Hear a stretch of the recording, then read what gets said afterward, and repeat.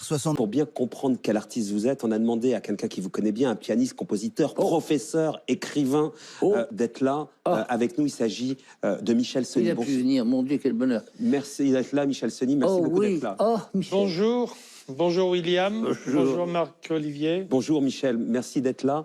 Il a été donc votre élève, William Scheller, à un moment donné, Michel Sony. Oui, il a été mon élève à partir des années 80. Le grand public ne vous connaît pas, mais l'ensemble du show business vous connaît et vous doit beaucoup. William, on a compris d'où il vient, le classique, l'harmonie qui prime surtout. Quel artiste il est? Puisqu'il y a une sorte de malentendu. Le public l'a pris à un moment donné pour un artiste de variété, pour faire simple. C'est autre chose qu'un simple artiste de variété, William Scheller. Ah ben écoutez, c'est une personnalité très originale et il faut comprendre qu'il est l'artiste qui a réussi à établir un pont entre la musique classique et la variété. Parce que, comme vous le savez, il se destinait à être compositeur classique. Il avait travaillé l'harmonie avec un disciple de Gabriel Fauré, qui était Yves Marga, et qui, figurez-vous, le destinait à se présenter au Grand Prix de Rome, qui était la récompense ultime en ce temps-là pour un compositeur.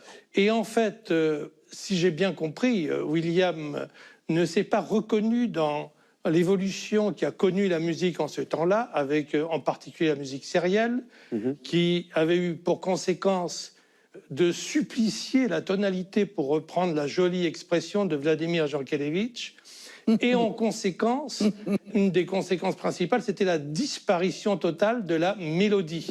Et on peut comprendre qu'un homme aussi sensible que lui n'ait pas pu se reconnaître dans ce courant-là. D'accord. Et donc, il a utilisé sa science musicale, justement, dans la variété, en composant des musiques brillantes, extrêmement bien écrites et orchestrées.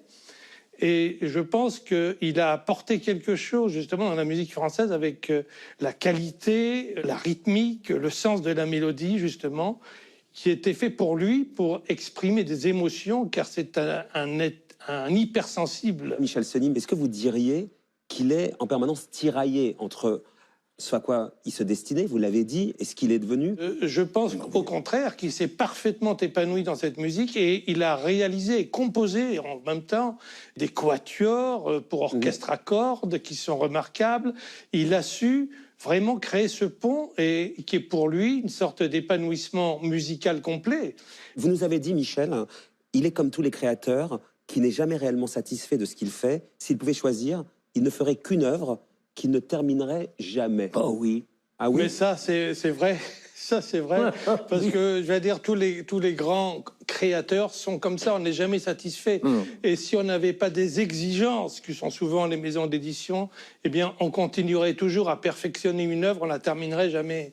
Mais c'est vrai. On aimerait faire quelque chose qui s'écrive toute sa vie et qui raconte sa vie dans de la musique, comme ça, jusqu'à ce que ça se perde. Mais c'est vrai. Pour conclure, Michel, il est unique dans le monde de la musique de variété, j'allais dire, William Scheller. D'abord, de par sa formation, de par la richesse de son inspiration, ce qui est toujours très intéressant, si vous voulez, lors de ses récitals et des concerts.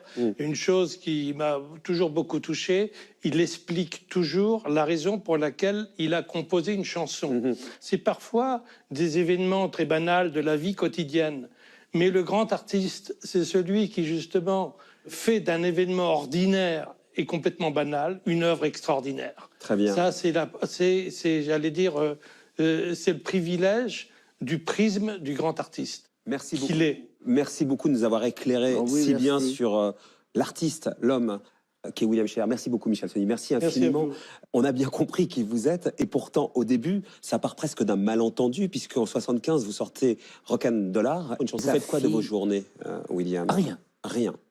Je gribouille et je reprends. Alors, je reprends des exercices pour le piano parce que, justement, Michel Sony, dont on entendait parler, m'a donné des exercices à faire, parce qu'il y a des exercices avec des fois des doigtés où je me dis, mais t'es sûr que de ton doigté, là? Je lui dis, mais il a l'air bizarre. Il me dit, je sais, c'est fait exprès. Ah bon? Alors maintenant, tu vas récupérer tes mains. Il me dit, tes mains, tu vas les récupérer, hey, t'inquiète pas. Votre ami Jean-Yves de Linares, toujours lui, producteur de l'époque, nous a dit « William est un grand dépressif devant l'éternel. Je l'ai rare